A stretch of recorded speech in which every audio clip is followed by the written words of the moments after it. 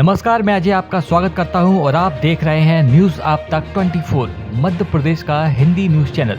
चलिए देखते हैं मध्य प्रदेश की 25 मुख्य खबरों को, लेकिन उससे पहले कमेंट करके हमें बताइए कि आप न्यूज किस जिले से देख रहे हैं। साथ ही वीडियो को लाइक, शेयर और चैनल को सब्सक्राइब करना ना भूलें। हमारे फेसबुक पेज को भी फॉलो करना ना भूलें, जिसका लिंक डिस्क्रिप्शन बॉक्स में दिया गया है।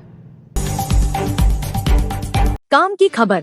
इंदौर के 2000 से अधिक क्षेत्रों में महंगी होगी संपत्ति, 100% से अधिक बढ़ेगी गाइडलाइन। इंदौर जिले में 1 अप्रैल से लागू होने वाली अचल संपत्ति की शासकीय गाइडलाइन दरें तय करने की प्रक्रिया जारी है। शनिवार को जिला मूल्यांकन समिति की बैठक में जिले के 2062 क्षेत्रों में मूल्य वृद्धि के प्रस्ताव पारित हुए। इसमें 84 क्षेत्र ऐसे हैं जहां पर 25% से अधिक मूल्य वृद्धि प्रस्तावित की गई है। सुपर कॉरिडोर और निपानिया क्षेत्र की सर्वाधिक कॉलोनियों में गाइडलाइन बढ़ाने का प्रस्ताव बनाया गया है। वित्त वर्ष 2024 से 25 में लागू होने वाली अचल संपत्ति की खरीदी बिक्री की शासकीय गाइडलाइन दरों में वृद्धि के प्रस्ताव तैयार किए गए हैं। कलेक्टर आशीष सिंह की अध्यक्षता में प्रशासनिक संकुल में आयोजित बैठक में मूल्य वृद्धि के प्रस्ताव पर मोहर लग चुकी है। एमपी हाई कोर्ट का ईडब्ल्यूएस आरक्षण को लेकर बड़ा निर्णय। उच्च माध्यमिक शिक्षक भर्ती 2018 के मामले में रिक्त पदों में नियुक्ति देने का आदेश। जबलपुर हाई कोर्ट ने राज्य शासन को निर्देश दिए हैं कि उच्च माध्यमिक शिक्षक भर्ती 2018 के तहत ईडब्ल्यूएस वर्ग के रिक्त पदों की मेरिट सूची बनाकर हर हाल में नियुक्ति प्रदान करें। न्यायमूर्ति विवेक अग्रवाल की एकल पीठ ने उक्त वर्ग की विषयवार सूची तैयार करे और अभ्यर्थियों को उन्हें प्राप्त अंकों के आधार पर नियुक्ति दे। कोर्ट ने यह पूरी प्रक्रिया 45 दिन के भीतर करने के निर्देश दिए। याचिकाकर्ता जबलपुर निवासी शिवानी शर्मा व अन्य उम्मीदवारों की ओर से वरिष्ठ अधिवक्ता केसी घिल्डियाल और कटनी के घनश्याम पांडे, नरसिंहपुर के मनोज कुमार राजपूत की ओर से अधिवक्ता अशोक कुमार गुप्ता ने पक्ष रखा। उन्होंने दलील दी कि आयुक्त लोक शिक्षण ने 2018 की पात्रता परीक्षा में उत्तीर्ण होने के बावजूद ईडब्ल्यूएस वर्ग की सीटों पर नियुक्ति नहीं दी। ग्वालियर के पनिहार के मंदिर में घुसकर प्रतिमाएं तोड़ी, गांव में तनाव, फोर्स तैनात। ग्वालियर के पनिहार में एक मंदिर में घुसकर बीती रात प्रतिमाएं तोड़ दी गई। प्रतिमाएं तोड़ने के साथ ही मंदिर के अलग अलग हिस्सों में भी तोड़फोड़ की। सुबह जब गांव वालों ने देखा तो हंगामा हो गया। गांव में 2 थानों की फोर्स लगाई गई है। गांव वालों का कहना है यह हरकत करने वालों को जल्द से जल्द पकड़ा जाए और इन पर एफआईआर दर्ज की जाए। पनिहार गांव में मंदिर है। मंदिर में सीताराम सहित अन्य भगवान की प्रतिमाएं विराजित है। मंदिर में रात को आरती हुई। इसके बाद मंदिर का दरवाजा बंद कर दिया गया। सुबह 5 बजे से लोग मंदिर पहुंचने लगते हैं। गांव के कुछ लोग शनिवार सुबह करीब 5 बजे मंदिर में पूजा करने के लिए पहुंचे तो प्रतिमाएं खंडित थी। भिंड में मॉर्निंग वॉक पर निकले कलेक्टर, रेत से भरी 9 ट्रैक्टर ट्राली की जब्त। भिंड प्रशासन के तमाम प्रयासों के बाद भी जिले में रेत के अवैध उत्खनन और परिवहन थमने का नाम नहीं ले रहा है। यह हम नहीं कह रहे, बल्कि कलेक्टर संजीव श्रीवास्तव द्वारा शहर में अलग अलग जगह से जब्त किए गए रेत से भरे 9 ट्रैक्टर ट्राली के बाद सामने आ रही है। कलेक्टर ने गिट्टी से भरा ओवरलोड ट्राला भी जब्त किया है। इधर रेत किस खदान से आ रहा है, इस सवाल पर भारौली थाना प्रभारी का कहना है कि रेत हमारे क्षेत्र से नहीं निकल रहा है। बता दें कि अक्टूबर महीने से जिले में एक भी वैध खदान नहीं है।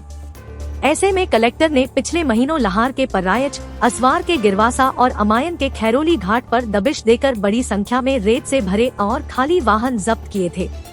जबकि 17 दिसंबर को भी कलेक्टर ने बाईपास से रेत से भरे 10 ट्रैक्टर ट्राली और 1 गिट्टी से भरा डंपर जब्त किया था। इंदौर में हल्दी उत्पादक केंद्रों पर लेवाली कमजोर होने से भाव में गिरावट।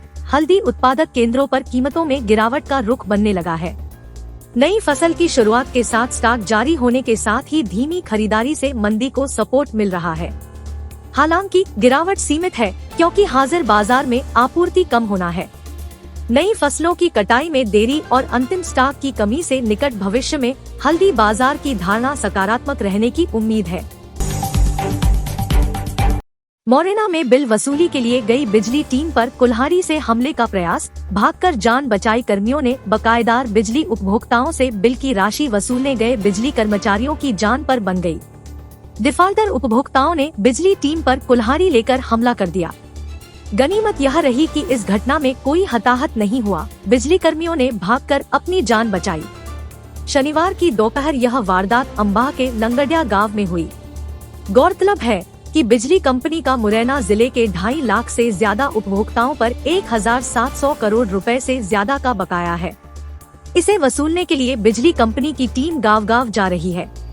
बकायेदारों को नोटिस देने से लेकर उनके बिजली कनेक्शन काटने तक की कार्रवाई हो रही है। अनूपपुर से पकड़ा गया जंगली हाथी, कान्हा टाइगर रिजर्व भेजा गया। बांधवगढ़ की टीम ने अनूपपुर में बिगड़ैल हाथी का रेस्क्यू कर लिया है। अनूपपुर जिले के जैथरी रेंज के गोबरी बीट में रिजर्व फॉरेस्ट 302 के झुरही तलैया के पास जंगली हाथी का रेस्क्यू किया गया। एक साथ 3 तरफ से ट्रैंकुलाइज गन से डॉट दिया गया, जिससे हाथी बेहोश होकर जमीन पर बैठ गया। इसके बाद उसकी हरकत का कई तरह से परीक्षण किया गया और उसके बाद उसे क्रेन की मदद से चाला में सवार कर दिया गया। इस जंगली हाथी के रेस्क्यू ऑपरेशन में ही लगभग 20 घंटे का परिश्रम बांधवगढ़ की टीम को करना पड़ा। दतिया में नहर में बहा 7 वर्ष का बालक, कई घंटों की तलाश के बाद भी पता नहीं चला। ग्रामीणों ने लगाया जाम। दतिया में शनिवार को थरेट थाना क्षेत्र के ग्राम पिपरवा में नहर के तेज बहाव में 7 वर्षीय मासूम बालक राज कुशवाहा नहर के तेज बहाव में बह गया। नहर में बहे मासूम की एसडीआरएफ के गोताखोर देर शाम तक खोज करते रहे, लेकिन बालक का कहीं भी पता नहीं लग सका। पुलिस ने शाम ढलने के बाद अंधेरा हो जाने पर नहर के आसपास लाइट की व्यवस्था कराई, ताकि जिस क्षेत्र में बालक बहा है वहां खोजबीन में आसानी हो। रात तक गोताखोर बालक की तलाश में जुटे रहे। जानकारी के अनुसार घर पर मिलने आए एक रिश्तेदार के साथ बालक राजपुत्र सुखलाल कुशवाहा नहर पर शौच के लिए गया था। इसी बीच बालक को नहर किनारे बैठाकर उक्त रिश्तेदार पास के खेत में शौच के लिए चला गया। इस दौरान बालक राज कुशवाहा नहर की सीढ़ियों पर जैसे ही उतरा तो वहां से फिसलकर नहर में जा गिरा।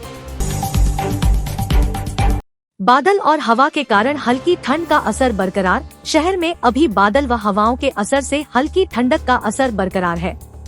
अगले सप्ताह के शुरुआत में शहर में हल्की बूंदाबांदी का असर दिखाई देगा। इसके असर से शहर में मौसम खुशनुमा बना रहेगा। अगले सप्ताह में 28 फरवरी को शहर में हल्की धुंध का असर भी रहेगा। आगामी दिनों में इंदौर में हवाओं का रुख पूर्वी व दक्षिण पूर्वी रहेगी और हवाएं 30 से 40 किलोमीटर प्रति घंटा की गति से चलेगी। ऐसे में सप्ताह में न्यूनतम तापमान में गिरावट होगी। सोने में 150 और चांदी में 550 रुपए का उछाल। जानिए इंदौर, उज्जैन और रतलाम सराफा बाजार के भाव। अंतर्राष्ट्रीय बुलियन वायदा मार्केट में सप्ताह के अंतिम कारोबारी दिवस शुक्रवार को देर रात सटोरियों की सक्रियता बढ़ने और कागजी सौदेबाजी के चलते सोना और चांदी वायदा उछलकर बंद हुआ। कॉमेक्स पर सोना $10 बढ़कर $2037 प्रति औंस और चांदी 14 सेंट बढ़कर $22.98 प्रति औंस पर बंद हुई। इससे शनिवार को भारतीय बाजारों में सोना और चांदी की कीमत ऊंची खुली। इधर इंदौर मार्केट में वैवाहिक सीजन वालों की अच्छी ग्राहकी बनी हुई है। शनिवार को इंदौर में सोना कैडबरी 150 रुपए उछलकर 63,750 रुपए प्रति 10 ग्राम और चांदी चौरसा 550 रुपए बढ़कर 71,600 प्रति किलो पर पहुंच गई। हालांकि चांदी में ग्राहकी का सपोर्ट कमजोर है, लेकिन सोने के गहनों में उपभोक्ता पूछपरख अच्छी बनी हुई है, जो होली के पहले वैवाहिक मुहूर्त की समाप्ति से पहले यानी अगले 10 दिनों तक अच्छी रहने की उम्मीद है।